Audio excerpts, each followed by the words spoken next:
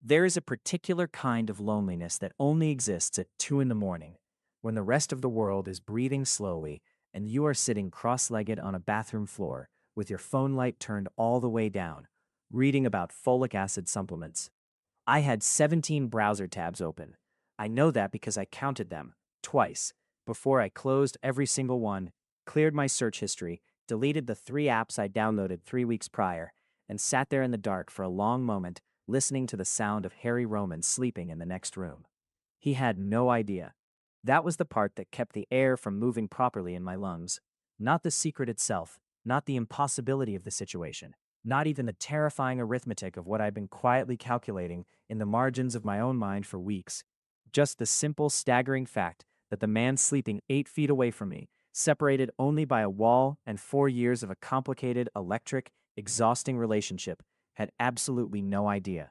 Harry Roman, 6'2" of controlled intensity, dark eyes that miss nothing, hands that could be unbearably gentle or devastatingly firm, and a jaw that I had, at various points in our time together, wanted to bite and wanted to cry against in equal measure. My alpha, my business partner, the man who had once held me up against a kitchen counter at midnight, while I laughed until I couldn't breathe over something neither of us could remember anymore, and who had, 3 weeks ago, in a moment of vulnerability so brief and uncharacteristic that I'd wondered if I'd dreamed it, pressed his forehead to mine and said very quietly, "Don't leave." I hadn't left. I also hadn't told him, because here was the problem. Here was the shining, specific, impossible problem that I had been carrying around like a stone in my chest since the moment the second app confirmed what the first app had suggested and what my body had been quietly insisting for longer than I was comfortable admitting. Harry Roman did not want children. He had said so, plainly and without apology, in the early weeks of our relationship when we'd been new enough to each other to think that honesty was the same as safety. We'd been lying on the roof of his building, his idea, blankets and bourbon and a sky that felt rented from a better life, and he'd said it the way people say things they've made peace with. Not angry, not sad, just settled. "I don't think I'm built for it," he'd said. "Kids, the whole thing, my father was," he'd stopped, started over. "I don't want to do to someone else what was done to me." I'd said I understood. I did understand. I understood it still, which is why I was sitting on a bathroom floor at 2 in the morning, deleting apps instead of walking 8 feet and telling the truth. My name is Hector Mills. I am 31 years old. I am the co-founder and creative director of a mid-sized design consultancy that Harry and I built from a shared apartment and a dangerous amount of stubbornness. I am, by most external measures, a competent adult who handles difficult conversations with reasonable grace, and I was absolutely, completely, catastrophically terrified. I sat there until the cold of the tile seeped through my sweatpants and into my bones. Then I got up, washed my face, and went back to bed. Harry didn't stir. He slept on his side, one arm stretched across the space I'd vacated. Like even unconscious, he was reaching. I stood in the doorway for too long, looking at the shape of him in the dark.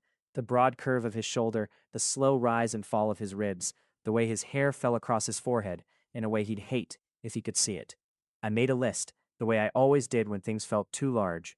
1. Figure out what you actually want. 2. Figure out if what you want is even possible. 3. Stop looking at him like that. It's not helping. I got back into bed. His arm found me in his sleep, pulling me in against his chest with the unconscious certainty of someone who had done it so many times it had become reflex. He made a low sound, somewhere between a word and a sigh. "Heck," he murmured, not quite awake. "I'm here," I said. "Good." He was asleep again in seconds. I lay there in the dark, his heartbeat steady under my palm, and tried to remember what it had felt like before I was keeping something this large from him. I couldn't. The thing about secrets, which nobody tells you when you're in the middle of keeping one, is that they have a physical weight, not metaphorical, actual bodily weight, a pressure in the chest, a tightness across the shoulders, a way of making every ordinary moment feel slightly offset from reality, like you're watching your own life through glass. I became very good at ordinary in those weeks. I woke up with Harry and made coffee the way he liked it, strong enough to strip paint, 2 sugars that he pretended he didn't take because he had a complicated relationship with sweetness in all its forms. I sat across from him at our kitchen table and talked about client presentations and the Mercer account and whether we needed to hire another motion designer. I laughed at his dry observations and pushed back on his instincts when I thought he was wrong, and let him push back on mine. I was in every visible way exactly who I had always been. Inside, I was doing math constantly. The consultancy's insurance, the spare room we'd been using as a dumping ground for equipment, the article I'd read and immediately tried to unread about alpha omega pairs and the specific rare complications that came with omega pregnancies when the alpha didn't know. I wasn't far along, 6 weeks, maybe 7, early enough that the only physical evidence was a fatigue that I blamed on overwork and a sensitivity to certain smells that I managed by avoiding the Thai place we'd always loved and pretending I'd just gone off it. "You've been quiet," Harry said one evening. We were on the couch, the comfortable late evening sprawl that had evolved naturally over years. His legs extended across the cushions, my back against his chest, a documentary neither of us was really watching on the screen. His chin was resting on my head. "Tired," I said. A pause, not a comfortable one. Harry's pauses never were. He thought in them. "You've been tired a lot. The Carver pitch is eating me alive." Another pause. His arm tightened slightly around my waist, not constraining, just present. "You'd tell me," he said, and it wasn't quite a question, if something was wrong. The thing about Harry Roman is that he had spent most of his adult life being lied to by people who should have known better. His father, a business partner before me, someone he'd loved before he loved me, who had left without warning and let him find out the hard way. He didn't ask for reassurance often. When he did, it cost him something. I turned my head just enough to look up at him. His jaw was tight. His eyes were on the television screen, but not seeing it. "Yes," I said, "I would tell you." The lie sat between my teeth, like something sharp. He pressed a kiss to my temple. "Okay." We went back to the documentary. I counted my own heartbeats for a while and tried to calculate how much longer I could hold the line. The answer, as it turned out, was not long at all. It was a Thursday. I know it was a Thursday because we had our standing team meeting Thursday mornings, and I'd left my phone on the kitchen counter when I went to shower. And Harry had been in the kitchen when I came back, and the specific, precisely controlled blankness of his expression told me everything I needed to know before he said a single word. He was holding my phone, screen up. The browser was open, not to the tabs I'd deleted, those were gone, but to something else. Something I had forgotten about entirely, which was the cruelest kind of oversight. A web search. Not an app. Not something I'd thought to clear. A search I'd run 3 days ago in a moment of 4 in the morning panic. Can an omega hide a pregnancy from a bonded alpha at 7 weeks? He'd seen it. I knew he had. The way he was holding the phone was the same way he held things when he was trying very hard not to react. Carefully, with a measured deliberateness that was its own form of intensity. The silence in the kitchen was the loudest thing I'd ever heard. "Harry," I started. "How long?" Not a question, 2 words, very flat, the affect stripped out of them in a way that meant he was somewhere deep inside himself, managing something enormous. 7 weeks, I said. "Almost 8. He set the phone down on the counter, very gently. Then he put both hands flat on the surface and looked at the tile, and I watched the muscles in his back move as he breathed. "You are going to hide it," he said. Still flat. Still that terrible, controlled evenness. "I was trying to figure out you were going to hide it from me." His head came up then, and he looked at me across the kitchen, and whatever I'd been bracing for, anger, coldness, the particular remoteness he deployed when hurt, was not what I found. What I found was something that looked, terrifyingly, like devastation. "Harry, you know what I told you in the beginning. You know what I said." He stopped, pressed his mouth together. "And you went 8 weeks without." 7, almost. I said it stupidly, automatically, and then wanted to swallow my own tongue. Something flickered in his expression. Not humor, just the shock of such a profoundly misplaced correction in a moment this serious. "Hector," his voice cracked on my name, just slightly, just once, and I felt it somewhere behind my sternum like a small, clean break. 7 weeks. You kept this from me for 7 weeks. "I was scared," I said. "I am scared. You said, 'Harry, you told me you never wanted this. You told me why. And I've been—'" My voice wasn't cooperating. I pressed on anyway. "I've been trying to figure out what I want and what's possible and how to have the conversation without— I didn't want to lose you. I thought if I had more time." "More time for what?" His hands came off the counter. He crossed the kitchen, and I held very still, and he stopped in front of me, close enough that I could feel the warmth radiating off him. Close enough to touch, but not touching. More time to make a decision alone, more time to decide for both of us what was possible? That's not, that's exactly what you were doing. His voice was low now. Not cold. Something rawer than cold. I know why you did it. I understand why you were scared. He reached up and put one hand on the side of my face, and I found I was shaking slightly, just a small tremor I hadn't noticed until his warmth stilled it. I told you who I was, what I was afraid of. I told you the most specific, damaged part of my reasoning, years ago, because I trusted you with it, and you took that and used it to decide that I shouldn't get to be part of this. That landed exactly where he meant it to. I'm sorry, I said.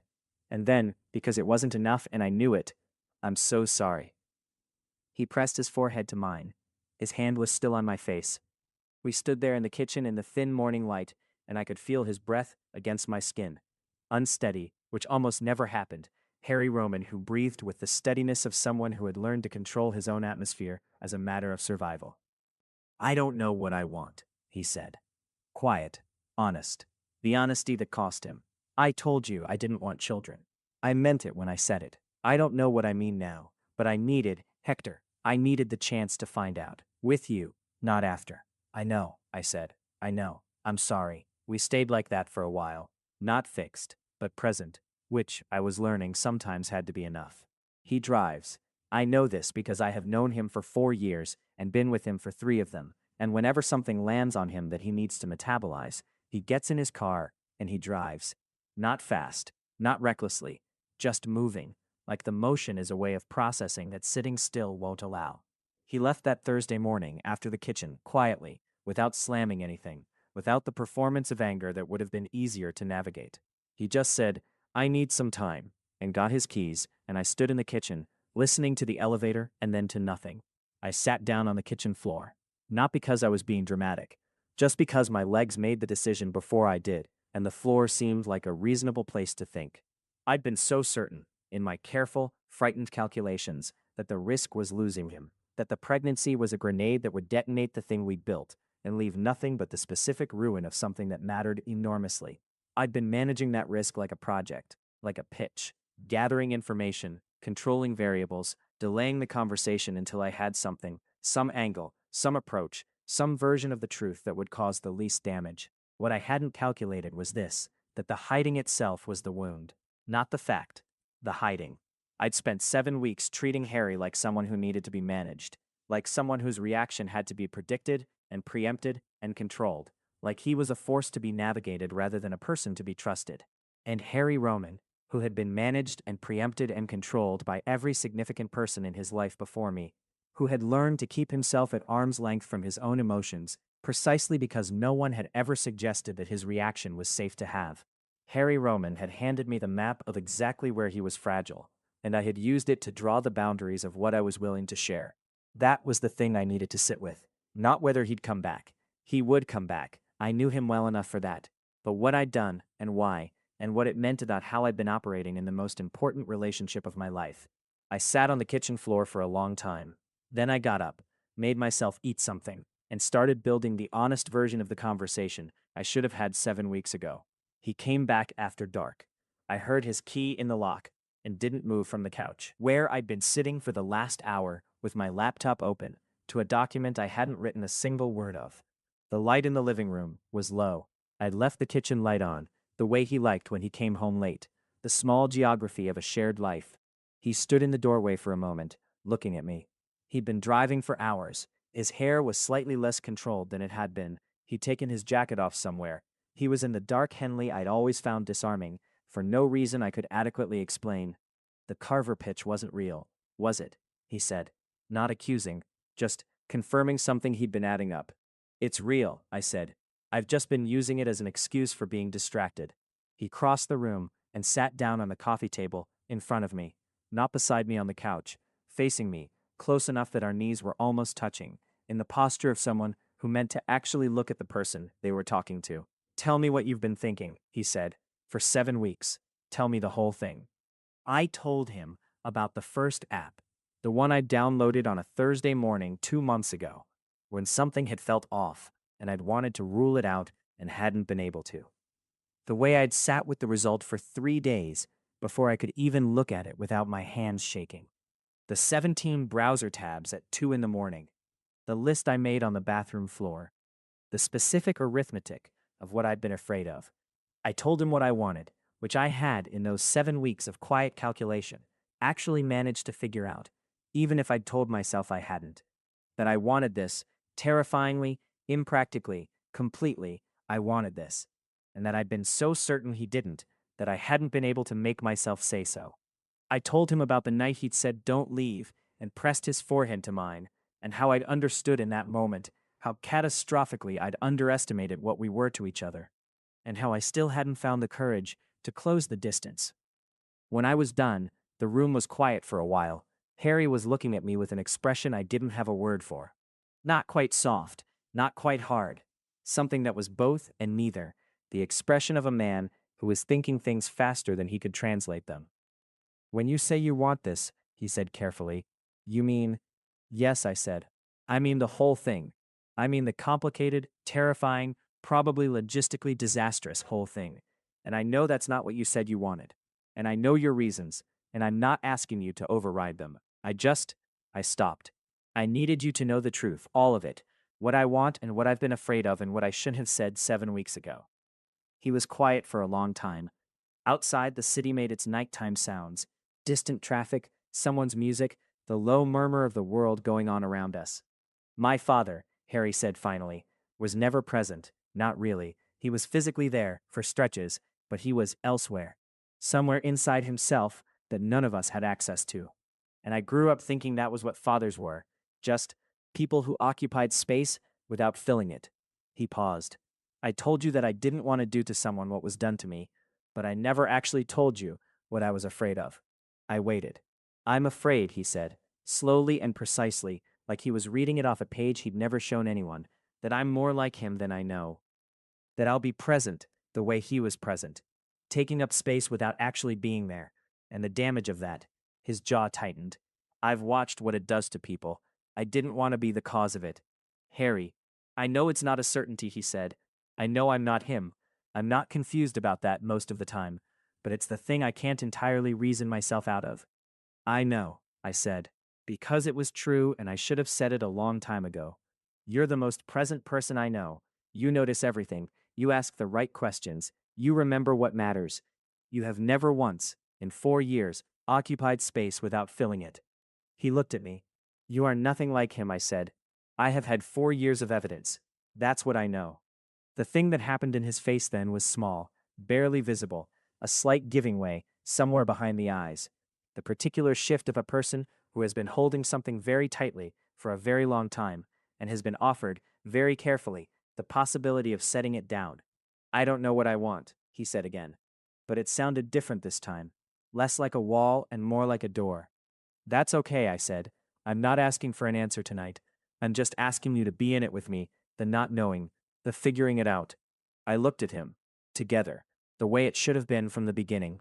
He reached out and took my hand from my lap, turned it over, pressed his thumb against the inside of my wrist, where my pulse was, as he sometimes did, a habit I'd never asked about, and he'd never explained, and that meant something I understood without needing words. You should have told me, he said. I know. The moment you knew, that should have been the first call you made. I know. He stopped. His thumb moved slightly on my wrist. I'm angry about the 7 weeks. I need you to know that. Not at the situation, at the choice. You're allowed to be. And I'm going to need some time to process the whole thing. The news itself, not just the hiding. I've had one afternoon with this and it's still. He exhaled. It's a lot. I know. He looked at me for a long moment. Then he did something that undid me more than anything else that day. More than the confrontation in the kitchen. More than his absence. More than everything. He shifted from the coffee table to the couch, right beside me, close enough that our sides were pressed together, and he put his arm around me and pulled me in against him, and tucked his chin against my head. We'll figure it out, he said, very quietly. Not a promise of a specific answer, not a resolution, just, we'll figure it out, together, which was, I understood, exactly what I'd been asking for. I let out a breath I felt like I'd been holding for 7 weeks. Okay, I said. Outside, the city breathed on. Things between Harry and me did not become simple overnight. I want to be honest about that, because the impulse is always to skip forward to the part where everything is resolved, where understanding arrives like sunlight after weather, clean and conclusive. But that's not how it worked. What happened instead was something slower and more honest and harder. The actual texture of two people who care about each other, attempting to navigate something genuinely large. Harry told me, the day after, that he'd called his therapist.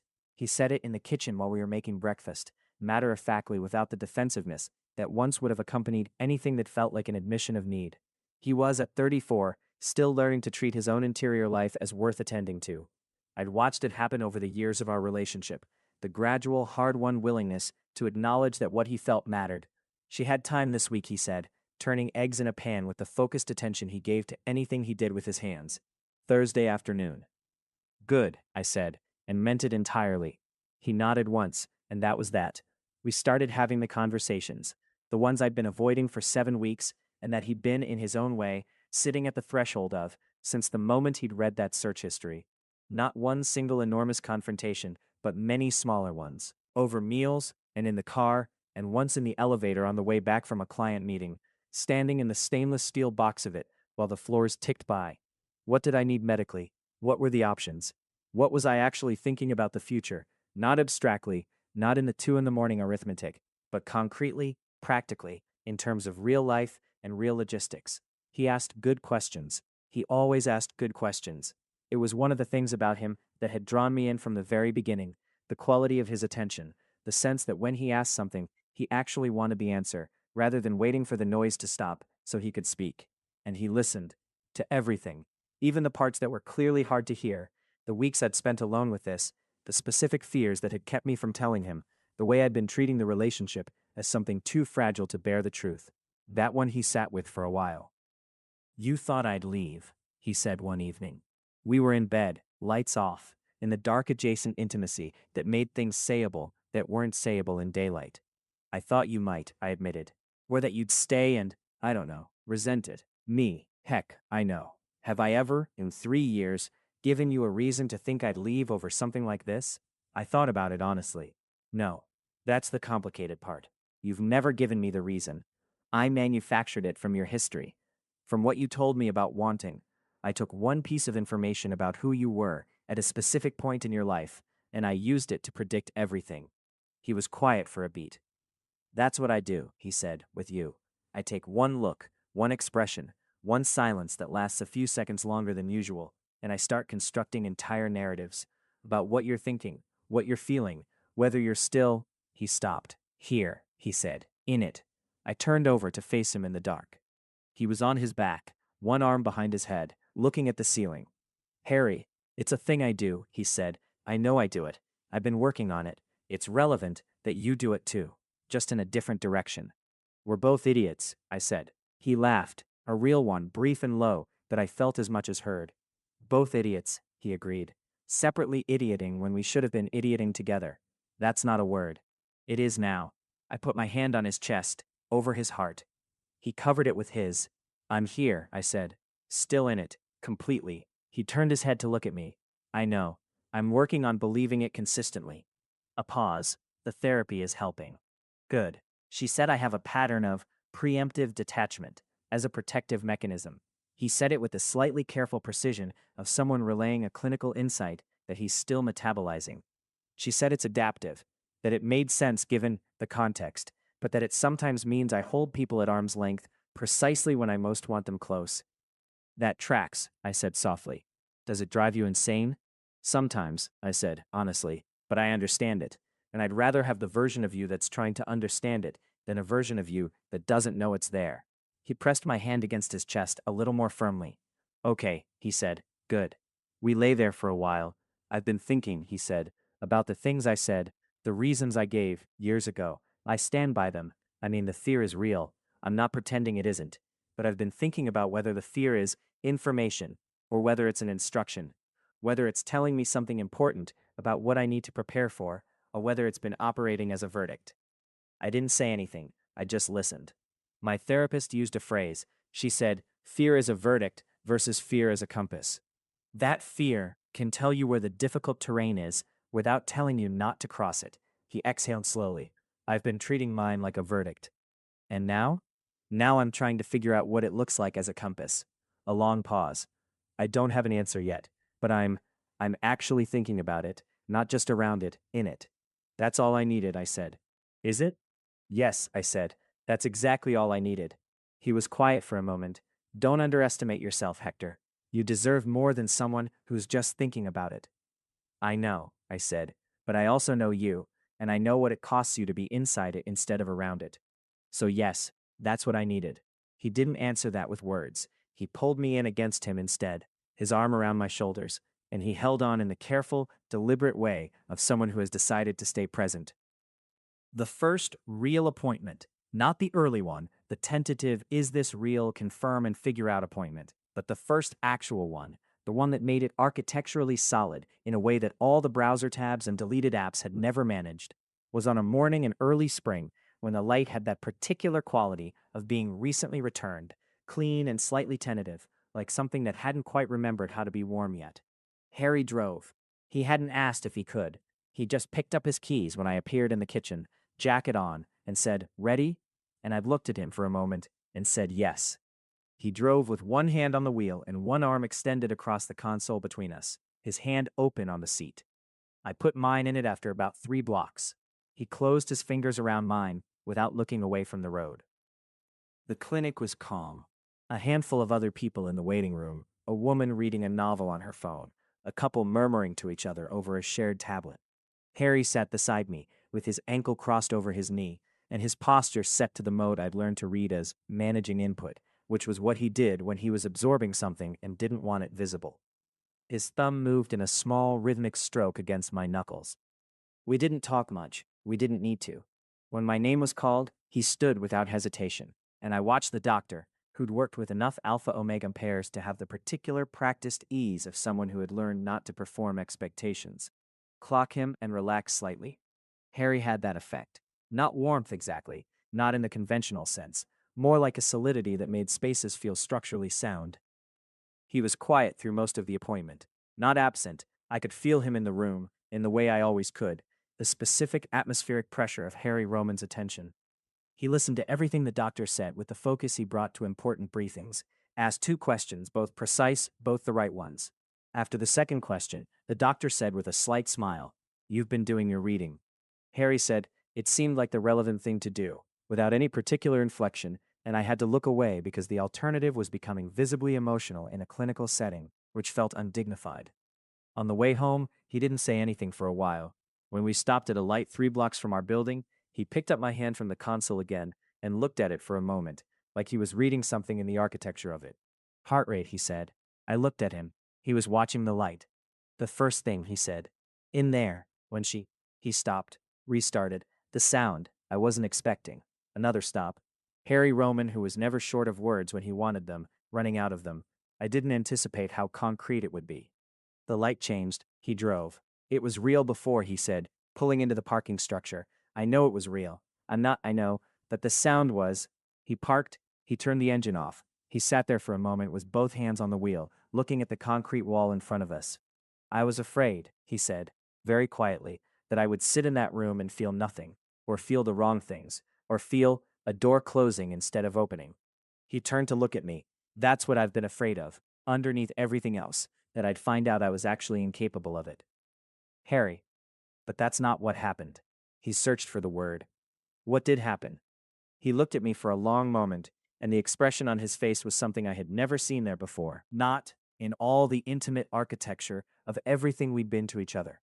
Stripped of its usual management, open in a way that was almost alarming from someone whose openness came so carefully and cost so much.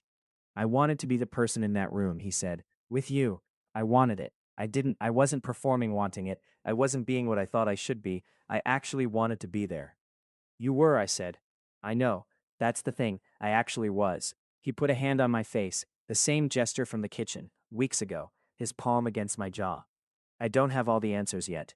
I'm still in the middle of figuring out what I'm capable of and what I'm afraid of and what the difference is, but I know that I wanted to be in that room, and that feels like something that matters. It matters enormously, I said. He nodded slowly. His thumb moved along my cheekbone. I'm going to need you to be patient with me, he said, while I figure the rest of it out. I know. and I need you to promise me something. No more 7 weeks, he said. No more deciding for both of us what I can handle. Whatever comes, whatever is hard, whatever is scary, whatever you're calculating at 2 in the morning, you bring it to me. We figure it out in the same room. I promise, I said. He held my gaze for a moment, checking it for truth, as he always did. Then he let out a slow breath and pulled me forward and pressed a kiss to my forehead, long and deliberate, the kind that meant something specific and private. Okay, he said against my hair. Okay. I found it by accident. 3 weeks later, on a Saturday morning, looking for the car registration he'd said he'd left on the kitchen counter, and which had migrated, as things in our apartment did, to an uncertain elsewhere.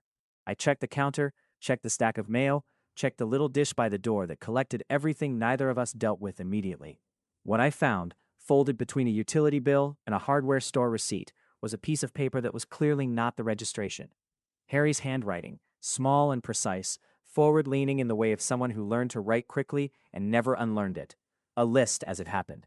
I stood there in the morning light, aware that I was reading something not meant for me, unable to stop. Things I know. I am not my father. Therapist note. Say it out loud, regularly. Working on it. I have built things that lasted. I know how to stay.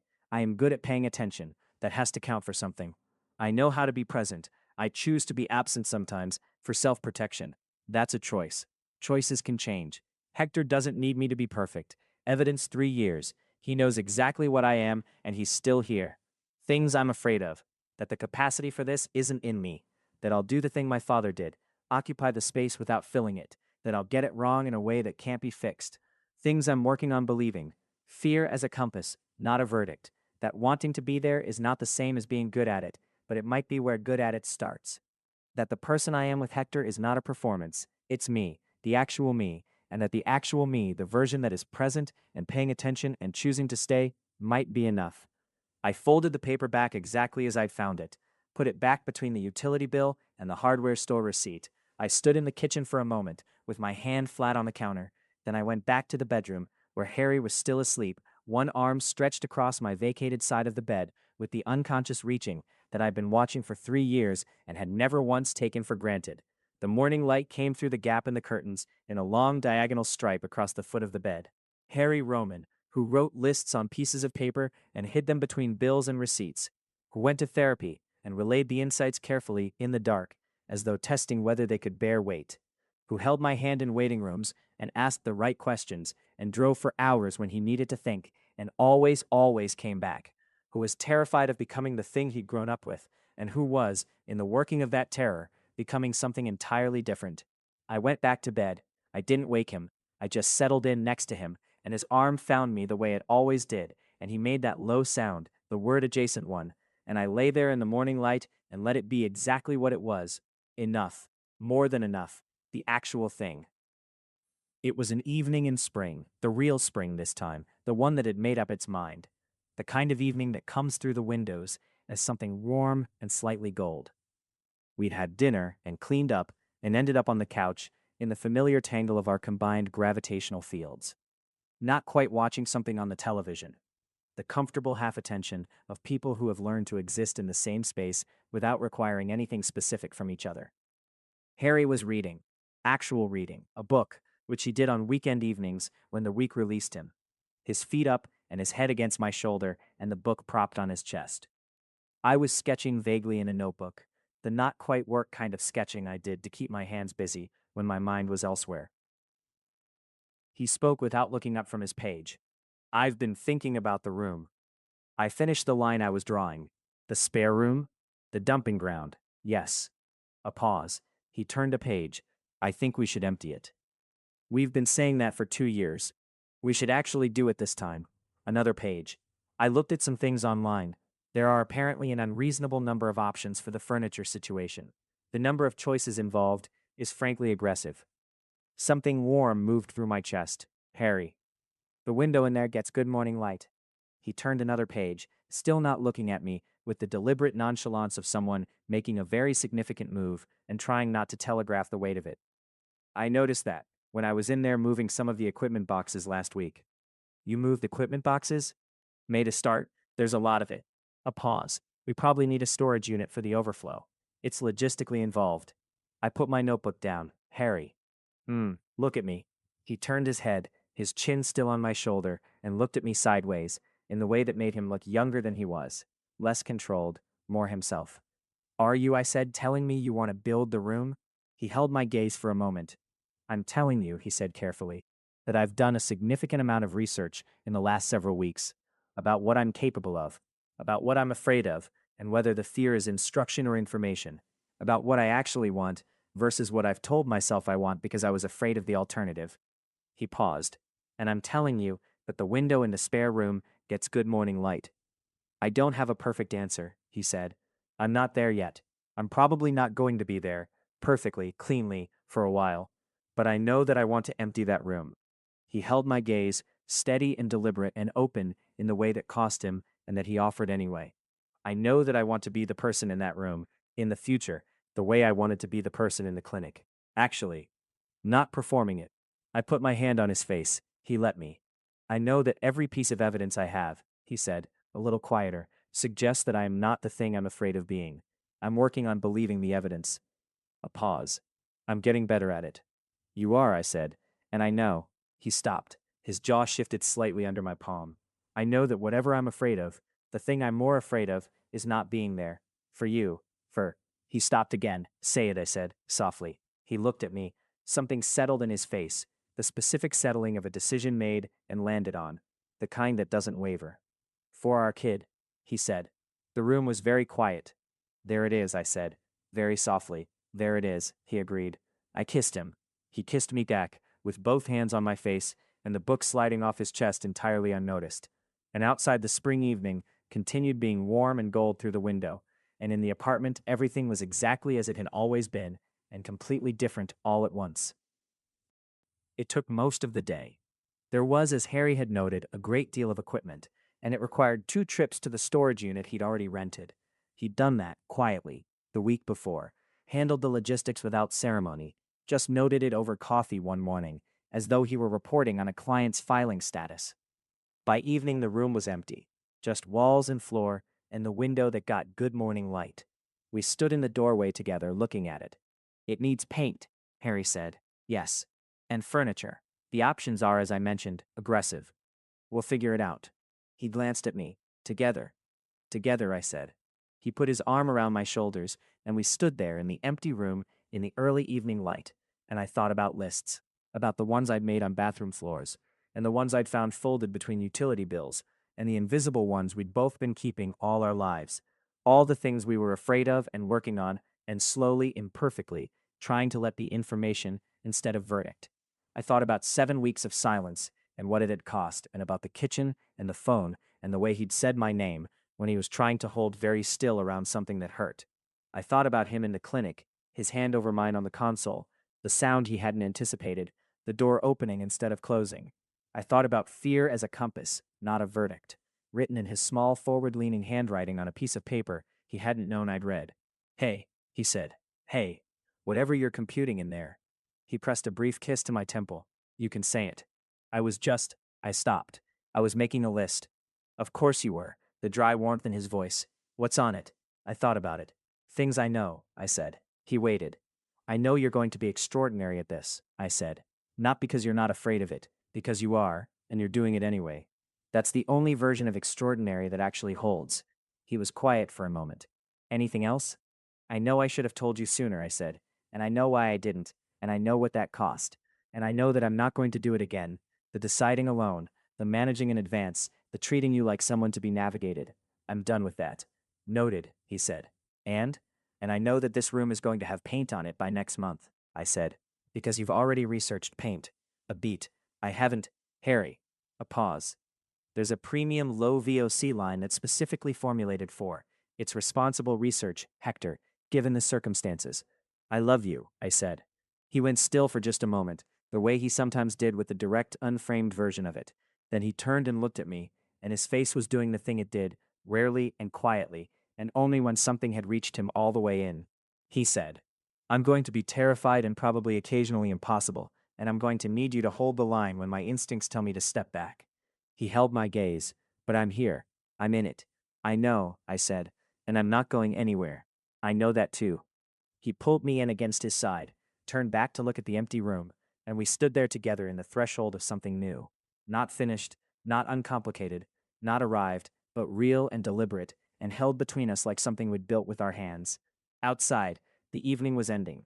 Somewhere in the building, someone's child was laughing. A high, bright sound that came through the walls without asking permission, the way sound does, the way life does.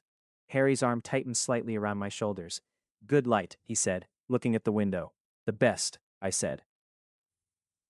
And that was true and enough, and we stayed there in it together until the light changed, and then we went and figured out dinner and the rest of it. The ordinary, daily, ongoing rest of it, side by side. There's a particular kind of fullness that only exists in the early morning, when the light is just starting, and the world is still mostly quiet, and you are sitting in a room that used to be a dumping ground, in a chair that took 3 weeks to agree on, watching someone you love sleep. Harry does not know I do this. He sleeps the way he does everything, completely, with a focused commitment to the task at hand. He'll wake in an hour and be immediately, fully present. No transitional period, no blinking adjustment, just Harry, awake, already thinking. But in this hour, before that, I sit in the chair by the window and I let myself have the full, uncalculated weight of everything. The room came together over 2 months. The paint Harry had already researched, warm and considered and exactly right, which I hadn't told him because his quiet satisfaction in having chosen it was something I wanted him to have. The furniture arrived in stages, assembled on weekends, Harry with instructions he'd memorized rather than read, assembling with the precise focus he brought to anything tactile. He'd been good at it, of course he had. He's good at most things he decides to do, and he had decided, fully, to do this. There are still hard days, I want to be honest about that. Days when the fear comes back for him. The old fear, the inherited one. The what if I can't do this fear that has been with him since long before I was in his life. Days when I watch him go quiet and careful and slightly unreachable, and I have to trust that he knows the way back, which he does. Days when I wish I'd said something 7 weeks earlier, and then 8 weeks earlier, and then at the beginning of the whole thing, when we were new and terrifying to each other, and honesty felt like standing on the edge of something we hadn't yet agreed to fall from. But I sit in this chair, in the early light, and I think about all the things I know. I know that the search history was the best thing that happened to us. I know that sounds paradoxical, and maybe it is, but here is the truth of it. I had built in 7 weeks of silence a very precise and private architecture of what I thought was possible. I'd measured Harry Roman by the worst thing he'd ever told me about himself, and concluded that my fear was his future. I'd been so busy protecting us both from a conversation that I'd stopped trusting us with each other. The search history broke that open, ungracefully, without ceremony, in the middle of a kitchen on a Thursday morning, but it broke it open. And Harry, who had every right to be entirely undone by it, had instead chosen to be in it.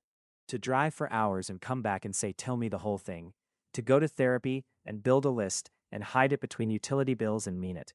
Not as performance, not as what he thought he should feel, but as the actual thing, the real working of his real interior. He was, as I had told him, the most present person I knew. He was, as I had told him, nothing like the fear.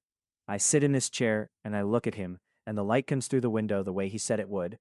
Good light, morning light, the kind that makes ordinary things look like they matter.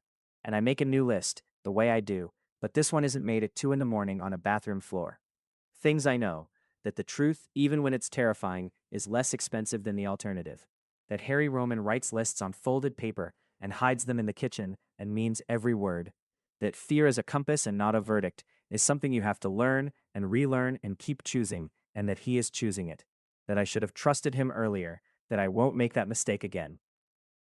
That the person sleeping 8 feet away from me, separated now only by a wall and 4 years of a complicated, electric, exhausting, extraordinary relationship, that person is exactly who he has always been, and who he has always been is more than I calculated for, and that whatever comes, the hard days and the terrifying logistics and the imperfect navigation of two people who both make lists and both get afraid and both sometimes choose the wrong kind of silence, whatever comes, we will figure it out in the same room, together. That is what I know.